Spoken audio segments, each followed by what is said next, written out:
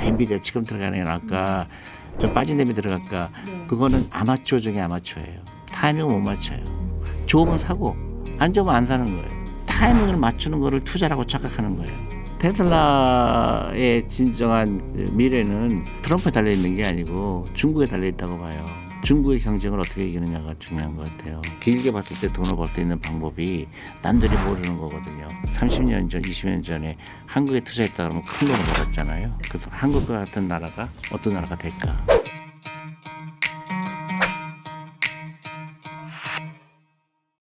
트럼프 대통령의 이제 관세 정책 여파로 조정받던 이제 뉴욕 증시가 최근엔 또 최고치 경신하면서 상반기 좀 화려하게 마무리하는 모습이었거든요.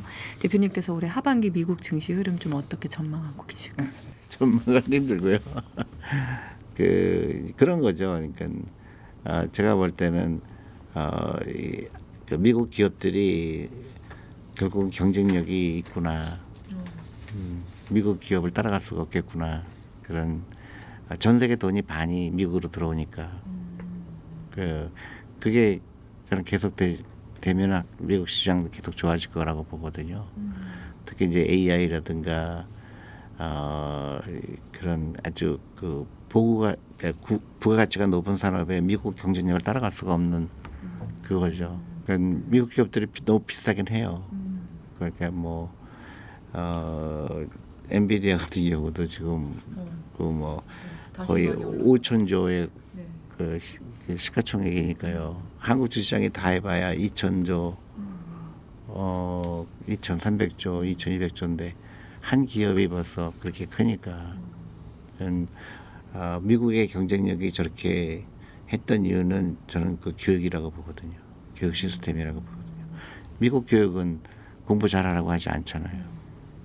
그게 한국에 굉장히 필요하죠. 이제 더 이상 국영수에 매몰되는 교육을 했다가는 점점 격차가 벌어지죠. 트럼프 대통령은 연준의 이제 금리 인하를 좀 압박을 하고 있는데 연준이 여전히 좀 신중한 태도를 보이고 있거든요. 금리 인하가 근데 좀 지연되면 아무래도 당연히 투자 심리에도 영향을 좀 미칠 수 있을 것 같은데. 그렇죠. 근데 그런 것도 다 이미 주시에 반영이 돼 있고요. 그 다음에 이제 중국과의 그 마찰, 그게 초기에 비해서는 많이 이제 둔화가 된 건 사실이죠. 다른 독일 이슈가 많잖아요. 이란이라든가. 그러니까 그런 게 좀 희석된 것 같아요. 그런데 이제 결국 인플레이션은 이슈인데 가장 무서운 게 인플레이션인데 그러니까 중국과의 마찰 때문에 인플레이션이 더 심화가 되게 되면 그 이자를 내리는 거는 또 어렵겠죠. 그러니까 주저주저 하는 거죠. 근데 이제 미국이 되게 재밌죠. 대통령이 그렇게 내리라고 해도 안 내리잖아요. 그러니까 독립성이죠. 중앙은행에. 예. 근데 항상 그걸 알려고 노력하죠.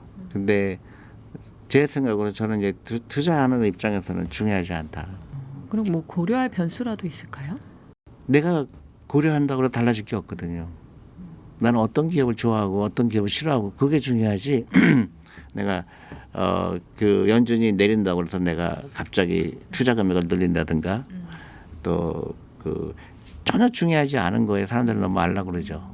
그러니까 제일 좋은 투자 방법은 그런 거 다 귀를 막는 거예요. 자는 거예요. 그게 제일 좋아요. 사람들은 문제가 너무 자주 봐서 문제지. 자주 보고 자주 그렇죠. 흔들리고. 그렇지. 흔들리고 또 샀다 팔았다 하니까 이게 어려운 거지. 투자라는 거는 내가 5년 후를 위해서 투자하는 거고 20% 벌려고 투자하는 게 아니고 10년 기다렸더니 10배가 되고 20배가 되고 그거를 기다리는 거거든요. 그럼 대표님은 대부분 단기 투자 안 하시고 다 뭐 기본 5년을 생각하시고 넣으세요? 보통 그럼요. 투자를 하실 때? 예. 거의 들여다보지도 않죠. 그럼 지금 그래도 엔비디아 좀 들어가고 싶은 사람들한테 들어가는 거 추천하세요? 그러니까, 기업으로서는 저는 가치가 아니요. 있다고 보는데. 그러니까 결정을 할 때 제가 한마디 꼭 얘기하고 싶은 거는요. 이 타이밍 더 마켓이라고 그러거든요. 타이밍을 맞추는 거거든요. 엔비디아 지금 들어가는 게 나을까 좀 빠진 데면 들어갈까. 그거는 아마추어 중에 아마추어예요. 타이밍을 못 맞춰요. 좋으면 사고 안 좋으면 안 사는 거예요. 그게 중요한 거예요. 내가 이 기업을 사고 싶냐, 밸류에이션이 어떠냐, 퍼가 어떠냐. 근데 앞으로 이 회사는 엄청나게 될 거다. 그럼 사는 거예요. 근데 제가 틀릴 수도 있잖아요. 제가 분석하는 게. 근데 그걸 아는 사람이 이 세상에 전 한 명도 없어요. 전문가여도 아니 이 세상에 아는 사람이 단 한 명도 없어요. 근데 다 사람들 안다고 교만한 거예요. 그건 교만이에요. 어떻게 보면 나를 믿고 투자를 하라 얘기하시는 그렇죠. 거네요. 그렇기도 하고 내가 엔비디아 예를 들어서 엔비디아를 내가 뭐 샀는데 20% 마이너스 됐어요. 그런 사람도 안 사요. 되게 신기하잖아요. 싸졌는데 왜 안 사지? 근데 다시 또 올라가면 또 그때 못 사요 또. 또 그때는 살 거 그래요. 그러니까 타이밍을 맞추는 거를 투자라고 착각하는 거예요. 내가 이 회사가 너무 마음에 든다. 그럼 사는 거고 마음에 안 들면 안 사는 거예요. 근데 우리는 아직도 이 타이밍을 맞추려고 하죠. 그러니까 실패와 실패를 거듭하죠. 그래도 저희 이제 방송을 보는 구독자분들은 그 타이밍을 맞추고 싶어서 알죠. 보시기도 그래서 할 텐데. 저는 이제 네. 그 많은 사람들이 그걸 알고 싶어하지만 그건 내가 얘기하면은 그때부터 거짓말하는 사람이 되죠. 제가 모르는 걸 어떻게 얘기를 해요. 그리고 책임을 아무도 안 지잖아요. 예를 들어 저는 그 회사가 좋다 나쁘다는 얘기할 수 있죠. 나는 너무 갖고 싶다. 그렇지만 지금 사라, 지금 팔아라 얘기할 수 없죠. 엔비디아는 좋으세요, 나쁘세요? 엄청난 회사죠. 그리고 경영진이 가장 투자할 때 가장 좋아하는 거는 회사의 철학이고, 그리고 그 창업자의 스토리가 재밌고, 그런 혁신적인 기업에 내가 주주가 되고 싶으냐. 그렇게 접근, 그게. 근데 단기간에 뭐 너무 많이 올랐으니까, 걱정이 됐으니겠지만 그러니까 내가 이거를 뭐 20% 마이너스 된 다음에 살래, 20% 플러스 된 다음에 살래. 그때부터는 힘들어지죠. 전반적으로 가격이 비싸냐 싸냐를 그 나름대로 판단을 해야 되겠죠. 그걸 타임을 맞추는 게 아니고 내가 이 회사 너무 비싸다. 자 좋은데 너무 비싸요. 근데 안 살래. 근데 어느 때 보니까 너무 싸졌어요. 그럼 다시 한번 보자. 괜찮다 지금 가격은. 그때 사는 거예요. 근데 지금 살까 아니면 한 일주일에 더 내려간 다음에 살까 그거는 그때부터는 이제 아마추어 투자가죠. 팔란티어나 뭐 이런 AI 소프트웨어 기업들도 최근에 관심이 정말 모아지고 있는데 대표님께서는 이 기업은 어떻게 보세요? 아유 근데 너무 비싸요 마찬가지로.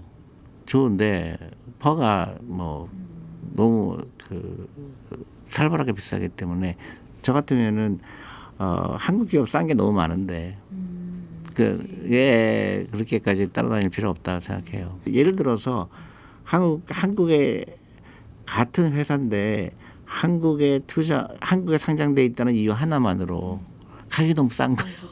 네. 근데 이제 그거는 여러 가지 이유가 있겠지만은 그게 이제 제 자리를 찾아가는 그 단계가 아닌가 싶어요. 한국이 그동안 너무 말도 안 되게 싼 거예요. 근데 그 기업이 만약에 미국에 상장돼 있다 그러면 적어도 다섯 배는 비싸게 받을 텐데. 예. 트럼프와의 좀 갈등 때문인지 테슬라가 많이 흔들리더라고요. 뭐 이 시점에서 투자자로서 뭐 테슬라 기업 가치를 테슬라의 진정한 그 미래는 그 트럼프에 달려 있는 게 아니고 중국에 달려 있다고 봐요. 중국의 경쟁을 어떻게 이기느냐가 중요한 것 같아요. 이미 그 BYD가 매출액만으로 앞섰잖아요. 그리고 중국은 큰 내수가 있거든요. 그게 더 큰 챌린지가 되지 않을까. 그러니까 일론 머스크도 이제는 회사 일에 관심을 가져야죠.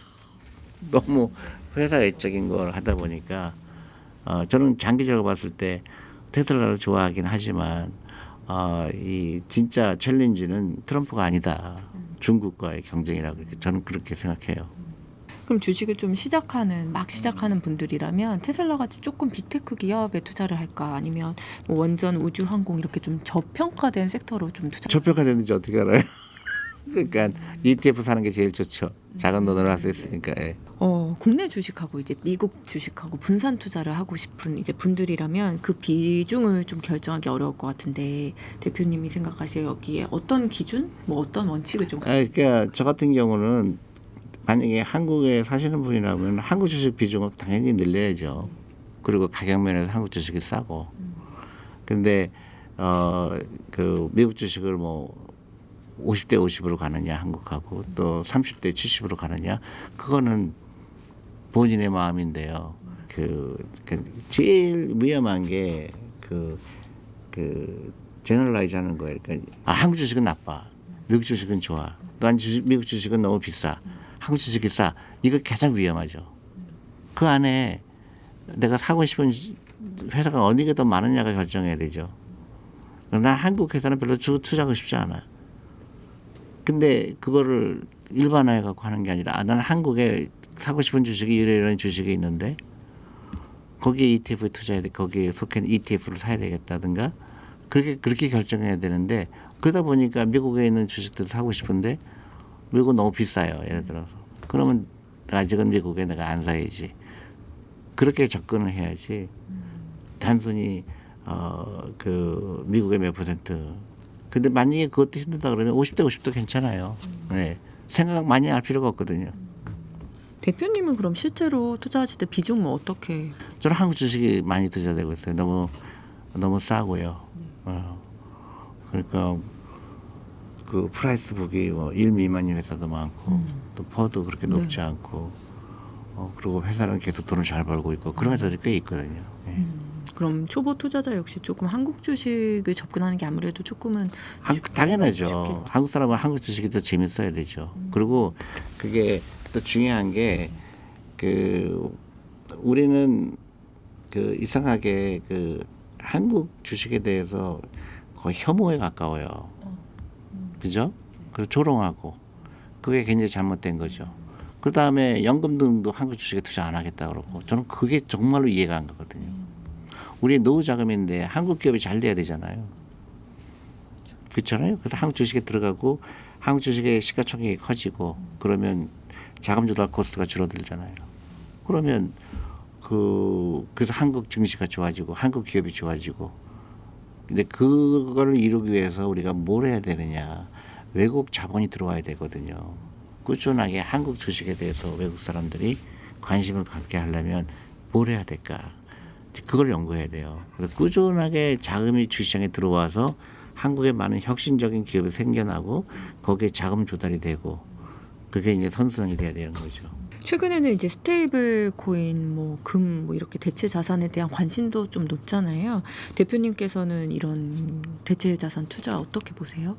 이제 스테이블 코인 같은 경우는 이제 좀 그거를 투자 자산으로 볼 거냐 아니면 어떤 편리성으로 볼 거냐 아니면 보안으로 볼 거냐 그거에 따라 다를 거고요.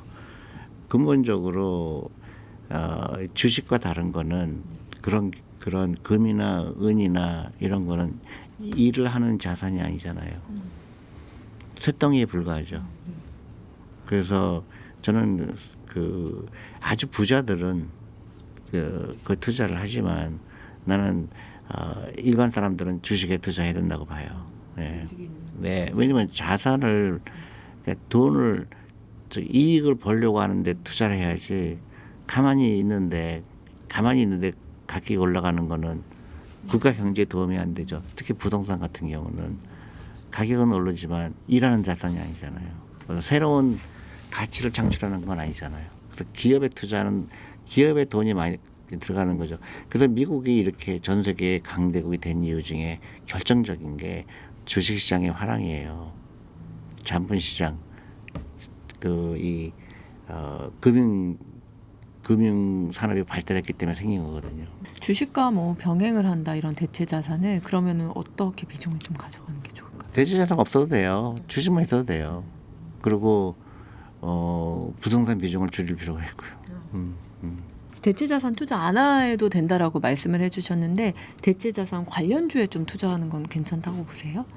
그러니까 전제 조건이죠. 돈을 많이 버느냐. 그렇게 회사들이 돈을 많이 버느냐고요.